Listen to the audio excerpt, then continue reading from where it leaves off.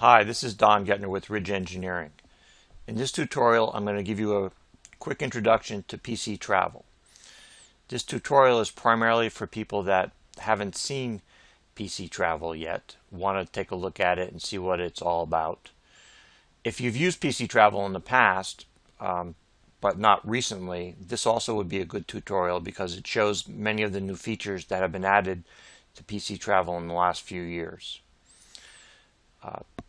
I'm going to get right into this. I'm assuming that you've installed PC Travel and that went okay. There is a quick directions manual that is on the PC Travel support site that walks you through the process of installing the software and getting everything going. So I'm going to assume that all that went okay. You're now running the software on your desktop computer in your office, and you want to see what it's all about.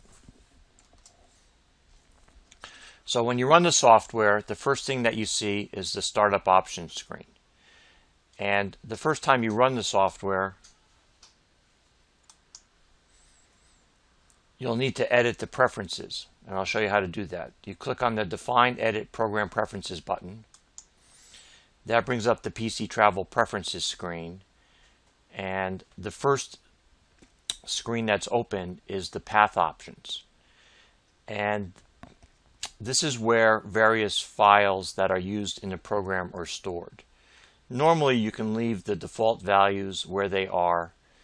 There are a couple of exceptions. One is if you want to store your studies and your runs and all those on a network drive, then you would change the study group root path to someplace else besides the default.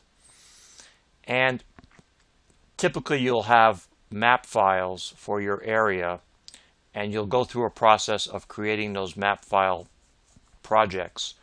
And most people will create individual folders for different counties in their area or collections of counties. And the map files path must point to the folder that has the maps that you're going to be using for that current session. For most people, that's the same folder all the time, but for some people that, like consultants that do studies in various parts of the state, you might have to adjust this before you begin the real PC travel session. There's also a series of default values that almost nobody will edit, but they're here.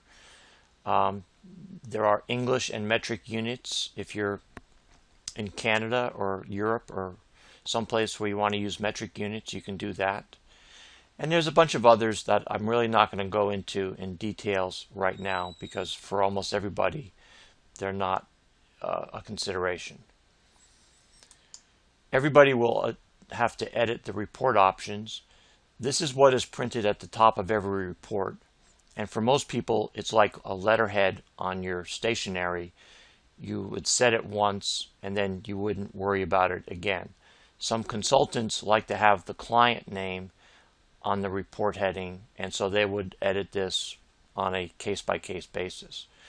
There's also a bunch of report options, and again, I'm not going to go through them now to save time, but at some point you may want to just play around with the software, change these settings, and see how they affect the various reports. And then there's a series of constants that are used in the fuel and emissions models that are used in the software, and these pretty much have been fixed, and there's almost no reason you would ever even think about changing any of these because nobody really knows how to change them. So just accept them, and but if for some reason you want to fool around with them, have at it. So once you've set the path options and maybe the report options, click OK. And those settings will be saved, and the next time you run PC Travel, those values will be automatically loaded into the software, and you normally won't have to do anything. Now what I'm going to do in this tutorial is process a data file that was collected in the field using the software that comes with PC Travel called GPS to LT2, and there is a tutorial on the support site that explains how to use that software. so I'm not going to go into any details here.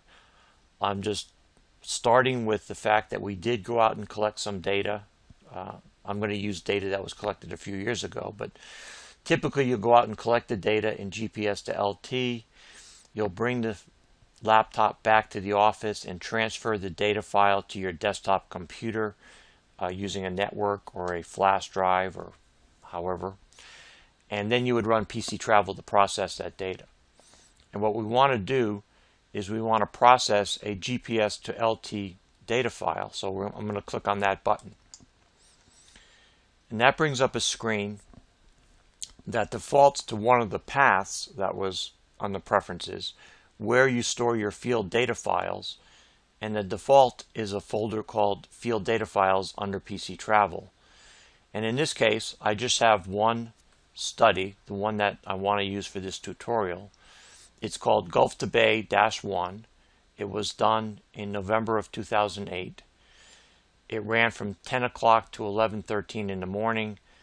They collected 6 runs, and they used version 2 of the software. The software has gone from version 1 to version 2, and there's slightly different data elements in those 2 versions, so sometimes it's useful to know which version was used to collect the data. So I'm going to select this.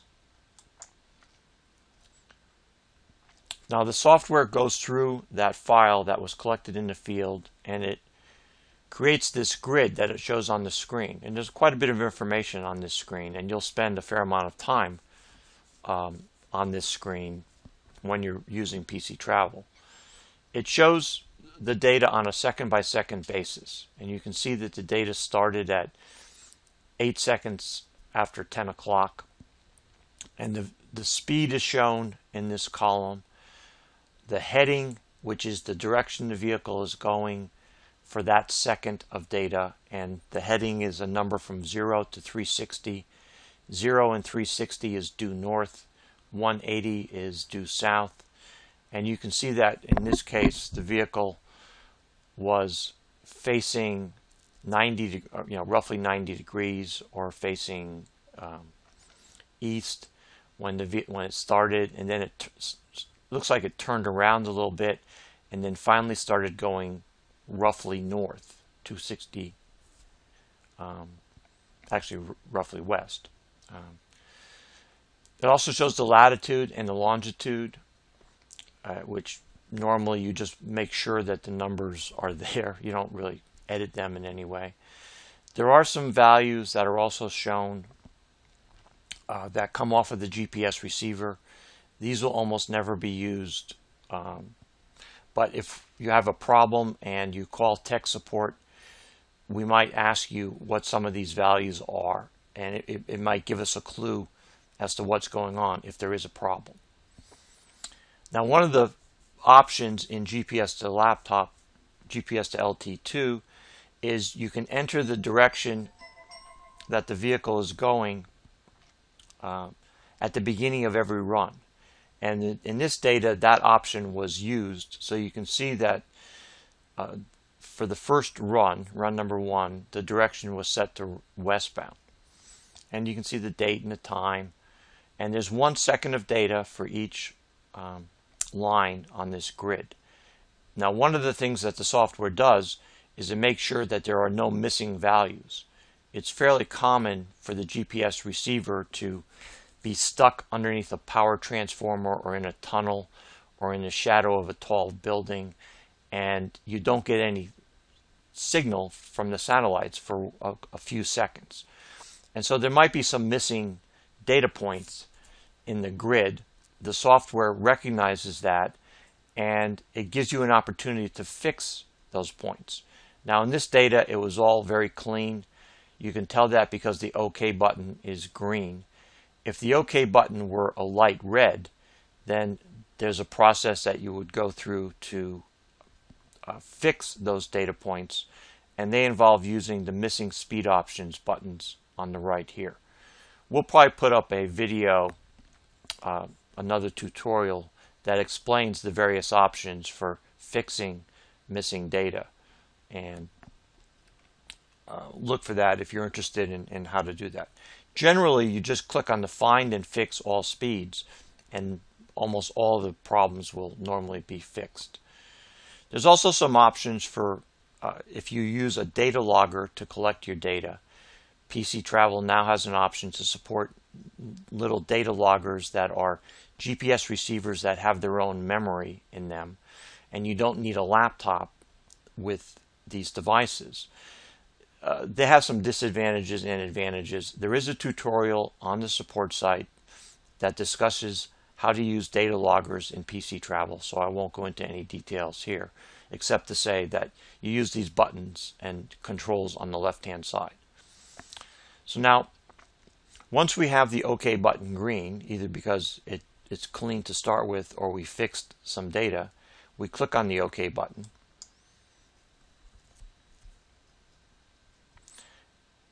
And the software goes through and creates run files from that data, and it stores that data in a folder called the temp folder. And you can see that in this case there were already some files in the temp folder, which is fine. You may or may not have some left over when you're done, but we're only interested in the Gulf to Bay runs, which are shown at the top. Now we have a couple of options. Some people like to rename the runs in different ways, and you have that option on this screen. And just to show you how that works, I'm going to change these runs. I'm going to select the eastbound runs. You can see it has EB in the name. Again, that came from the option that was used in the field when the data was collected. I'm going to change the direction up here to eastbound, and I'm going to set the run number to 001 to start, and then I'm going to hit the rename button. And what it does is it renames the run, and now they're just a little bit cleaner. They don't have this -1 in there that really doesn't add anything to the software. So the name is a little bit shorter. It will fit a little bit better on the reports. It's not critical, but it's something that you can do. Now I'm going to unselect those and now select the westbound runs. I'm going to change the eastbound to westbound, and I'm going to actually I'm going to rename them. So now I have the westbound runs with nice clean names and the eastbound runs with nice clean names. Now my next step is to create study groups, which are folders where I'm going to store these runs that I've renamed. Now I've already done this, but typically what you would do is you would, under study groups, you would type in a new name, new study group name, whatever, and hit enter, and that would pop down into here. So now what I'm going to do, because I've already done this and I don't want to have multiple files that would confuse things, I'll just show you the process. So you're going to I'm going to select the eastbound runs, and normally I would select the eastbound folder and then hit the Move Runs button. But right now I'm just to show you what happens, I'm going to select this new study group name and hit Run. And what happens is they just move. So the software moves the files from the temp folder where they're stored now into this new folder that you've created. And I'm going to do the same thing for the westbound. Now normally I would select the westbound and then I'd hit move and they would move over. Now if I want to, I can get rid of these, but there's no, you can do that in Windows, you don't have to do it here. So what I've done is I've taken the temporary files, the run files, renamed them, and then created two new folders, two new study groups, and I've moved those runs to those folders. Now this screen takes a little bit of practice to get used to using, but once you are good with PC Travel and you've been using it for a while, you'll find that this screen is very convenient and it's very quick to rename the runs, move them around. Actually, there's nothing being done here that you can't do in Windows Explorer. It's just more convenient to see it all here and see what it all looks like. Okay, so now we have the raw runs from the field in some folders. So I'm going to click on OK. That brings me back to the startup options screen. And now I want to edit those runs. And there are several ways of doing that. What most people do is they start a new travel time run. And I'm going to start a new one. Clean all this out. And now I'm going to add the runs that I want to edit. And I click on the Add button. It brings up the Select Runs screen. And now I can navigate to the folder where my runs are stored. Now, normally you would just see your runs. We have 3 eastbound runs. These other runs that are shown here are the end product of what we're going to do. And I'm not going to go through each run and edit each one in this tutorial. So I had to have them set up in advance. So normally you would pick the 3 runs, or however many you have, hit select, and now you can see them on the main screen. Anytime we talk about the main screen in PC Travel, this is the screen we mean. It's the one with the icons near the top and the drop-down menus at the top. And here are the list of runs that are going to be in this study. And then down here are some parameters that you can edit for the study, and we'll get to them a little bit later. But what I want to do is I want to map these runs. So I'm going to click on the map button. Now it loads the map that was pointed to in the preferences screen under the map files path. And in this case it's a map of Pinellas County in Florida, near where I live. And this is the map screen, and you can see at the top that there's the runs that we have.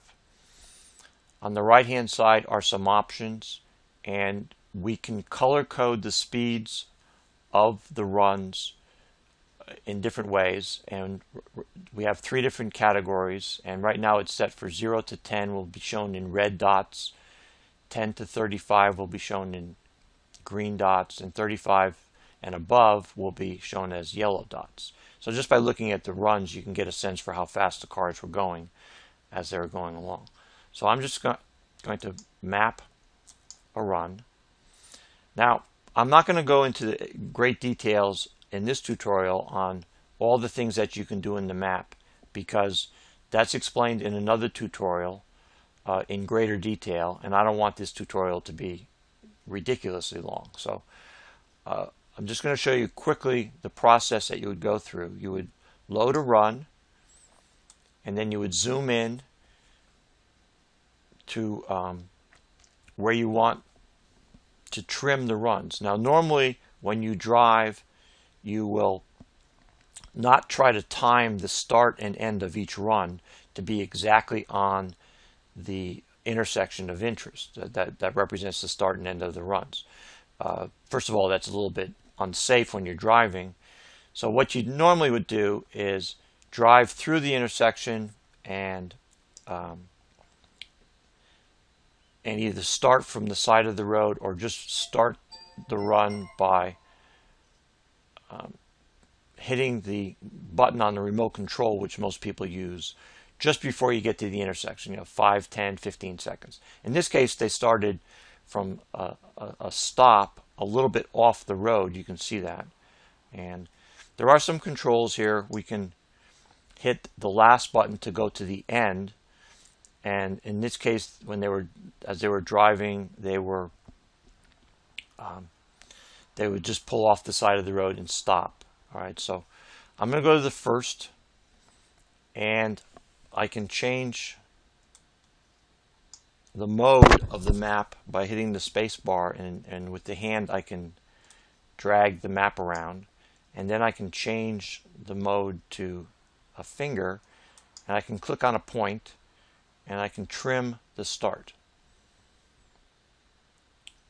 So now this run starts at this point, and we're going to do that for all of the runs. But first I'm going to trim the end, and I'm going to start at this Damascus Road for no particular reason. It just seems like a logical place. So I'm going to click on a point, and you don't have to be too fussy about the point that you start on. Every one of these points is 1 second of data. And so some people get very hung up on which point to pick, but it's only 1 second. And if you've got 500 or 600 seconds in your run, then you're only talking about a small percentage of a percentage of your travel time, and then that translates into small numbers in delay and all that stuff. So don't get too hung up on picking, being too worried about which point to pick. Anyone around the area is fine. And we're going to trim the end. So the points are being trimmed. Okay, so now this run ends just before it got to this road. Some people would pick this point. It's like I said, it's not that big a deal. All right, so we've trimmed the beginning and the end, and you do that for every run, and then you would rename the run. Typically, most people add a small T to the end of the run to show that it's been trimmed. And then for one of the runs, you would want to create a primary run, which is a run that has node information in it. And so you would typically, for this run, I would go to the first intersection that I wanted as part of my node structure for the studies, and say it was this Bayshore Boulevard. Looks like a pretty big intersection, and I would pick a point. Usually you pick a point that's just past everything of interest that has to do with that particular node, and click Insert Node. And then you have the opportunity to put the name that's of that.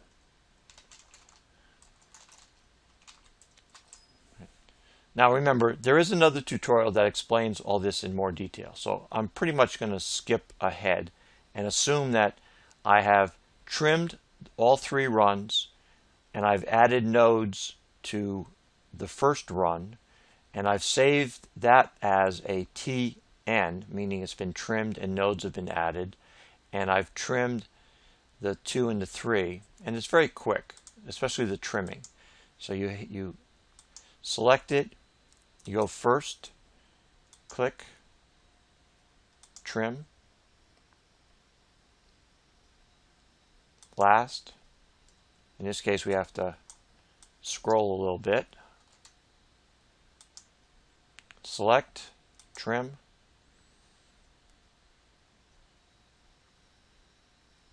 and then name.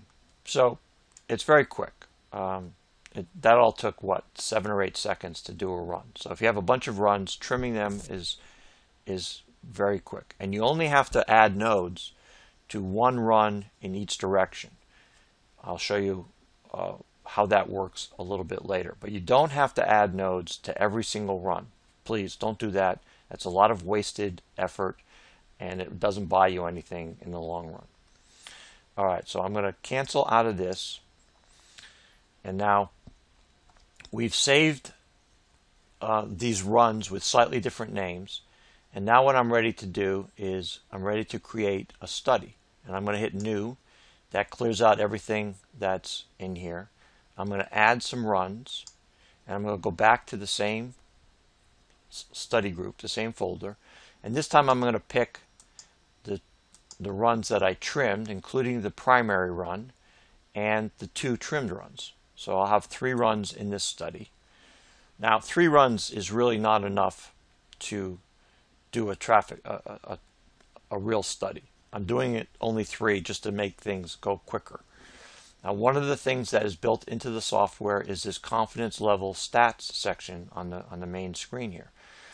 And this uses the ITE procedure for calculating whether or not you have enough runs in this particular study to meet the permitted error of 1 mile per hour with a confidence level of 95%. Now, how that works, I'm not going to explain now, but you can see that I only have 3 runs, and given this type of data with these 3 runs, I would need more. I would need at least 8 runs to have a permitted error of 1% with a confidence level of 95%. Now, to be fair, this procedure is a little bit controversial. Some people think the math behind it is flawed. That's fine, but it is what it is, and it is what the ITE publishes. Now, these numbers, this 8 especially, is only shown on this screen. It's not printed on any reports in any way. So it's only for you to use as a guide. And you can ignore it if you want, or you can live and die by it. I know a lot of people do. And what this normally would say now is we only have 3 runs. We really need more eastbound runs in order for this study to probably have any real meaning. Otherwise, the random nature of the runs is giving the values that you're going to get out of this little meaning. So keep it in mind. It shows you, using the ITE procedure, the number of runs needed given what you started with, the variance in these. But you don't have to necessarily go by that, and it doesn't show up on any of the reports. All right, so I've added these 3 studies. It's always a good idea to take a quick look and make sure things make sense. For example, the length, they're all around 26,120, 30, 40 feet. So they're within 20 feet of one another. So that's good. These are all before studies, before runs. And you have the option of selecting whether these are before or after runs. And if you have both before runs and after runs in the same study, then the software generates statistics based on the differences between the before and after statistics, as well as the individual before and after statistics. So for travel time, for example, you'll see what the difference, the average difference between the travel time of all the before runs and all the after runs. And people use this when they retime their signals. They will do a series of runs before they implement their timing changes. They'll put in the timing changes, wait a few weeks for the traffic to adapt to the new patterns, do more runs exactly like the ones before, and then do a study with before and after runs and hope that the differences are positive due to the changes. And usually they are. Okay, so I have 3 runs in this study. And one of the things I have to do is just verify that the node names and distances make sense. And so to do that, I click on the View button. And you can see that the numbers all, you want to check that it starts at 0 and it ends at a high number, and that the names are there. Everything looks fine. So we're going to say OK. Now we're going to give this a name.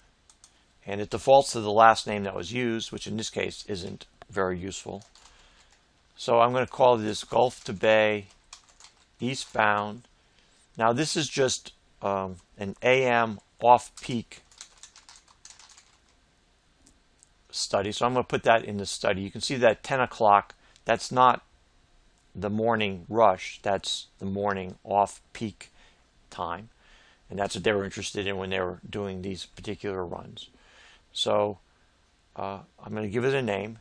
And then you have a choice of editing the speed categories. And there are 3 of them. And the software calculates the percentage of time that the vehicle is going at or below these particular speeds.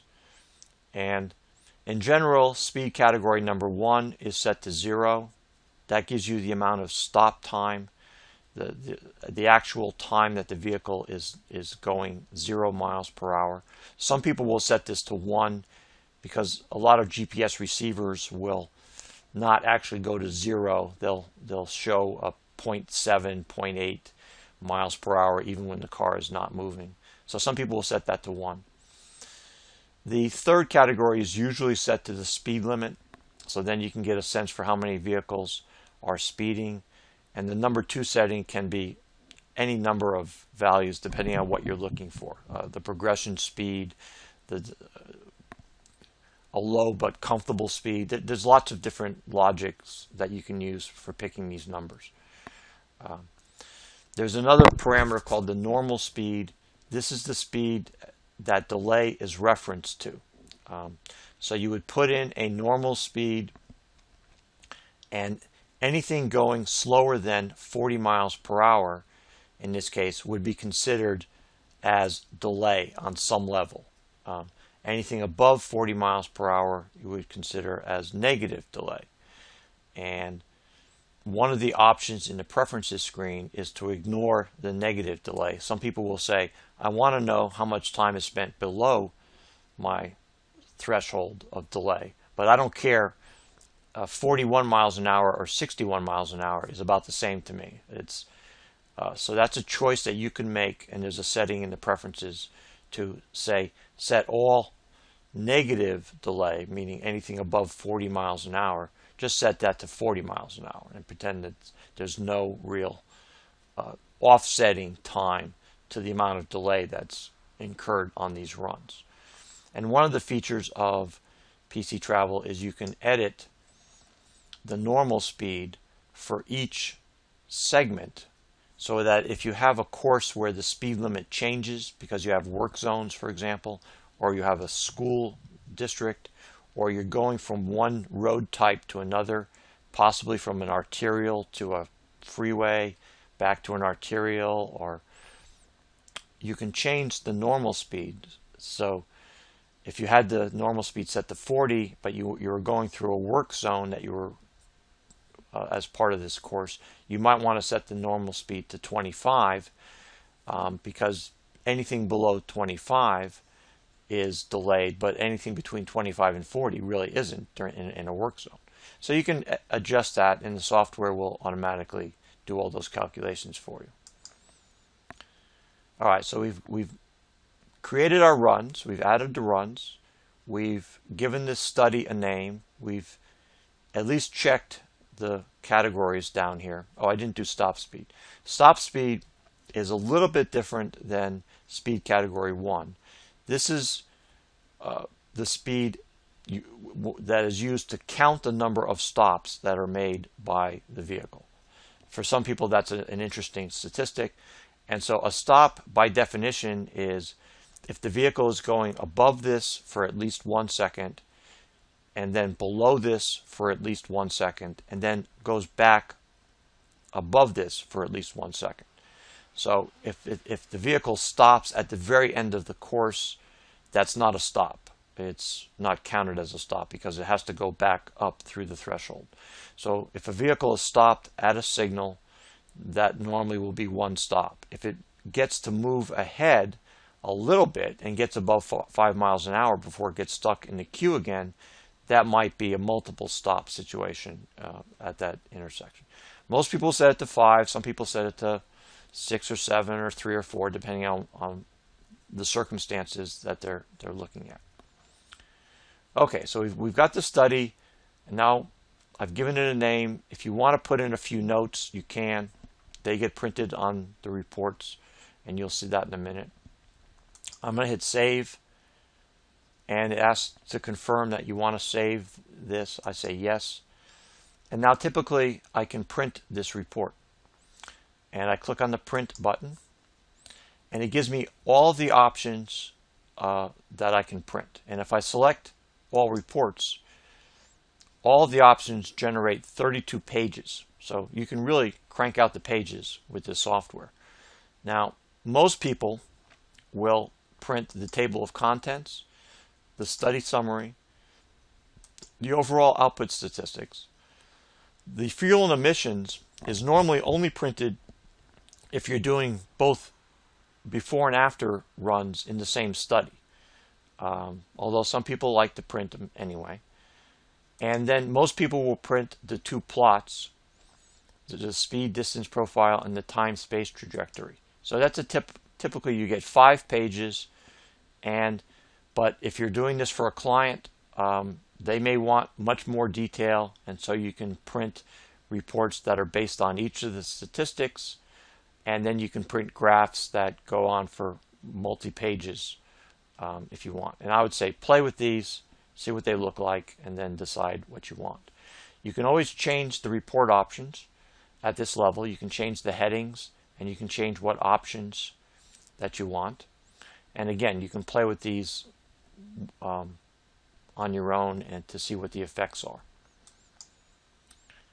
When you're ready to generate the report, you click on OK, and the software will generate the report. Now, the way I do these tutorials doesn't show the report very well because the report automatically fills the screen, and I'm not using the entire screen. I'll show you very quickly what it looks like, and you can see that you can't see much. So I'm going to hit zoom, and I can't really. So that's not much help. So what I've done is I've created a PDF of these reports, and this is what they look like. So now this is the table of contents, and this is the study summary. This is the overall output statistics, and this is sort of where all the tabular form of the results are kept. So the travel time, the total average travel time of the 3 runs is 590.3 seconds. So that's based on 3 runs. There's an average of 4.7 stops. The average speed is 30.2. The total delay, which again is referenced to 40 miles an hour, is 160 seconds, and they have these other statistics. So this is the overall averages, and then these are the averages of the segments from the beginning, from node to node. So you get a lot of data on this one piece of paper. This is a speed distance profile of all the runs. So it plots all 3 runs, and it's speed versus distance. And then this dark black line is the average of those 3 runs. And you can see that the vehicle was stopping quite regularly. Probably we didn't add nodes at every intersection, and so there probably were some intersections along this road that were not included in the nodes. And then this is the time space trajectory of all runs, and this green line is the normal speed, 40 miles an hour in this case. And traffic engineers love this graph because you can see the progression very clearly, because anytime you see a horizontal jog, that's when the vehicle is not moving. It's stopped. Time is incrementing, but distance is not. So by looking at this and comparing it to the green line, traffic engineers can get a sense for how well the signals are working. And places where there's a lot of horizontal movement at an intersection indicates that the timing wasn't very good there. So in this run, the vehicle was stopped. You can see that the time incremented. And in these 2 runs, they went through this intersection on green lights. And now, but and then 2 of the vehicles got stopped and 1 went through, and so you can see a lot of information on this. And then if you want to print out more details, you can. Okay, so I'm going to close this. Now, once you've printed the report, you normally would go back and repeat the process. A lot of people like to edit all the runs in one session, do everything on the map at once, get all the runs nice and clean, and then create the studies afterwards. Creating the studies becomes very quick once you have all your runs edited. I mean, if I were to start from scratch, I would go to Add Runs, select my 3 runs, check that everything looks good, and they do, give it a name, hit Save, hit Print, select my reports, and typically print to a PDF. Most people don't print directly to printers to save paper. So you print to a PDF, and then you send that PDF to your client or or that's your end result that you show to various people. So once you have the runs edited and cleaned up, it's very quick to create studies in the software. Okay, that's a very quick introduction to PC Travel. I left out a lot more than I included, and that's always frustrating. But I hope you got a reasonable idea of the flow of the software and how it works. Thank you.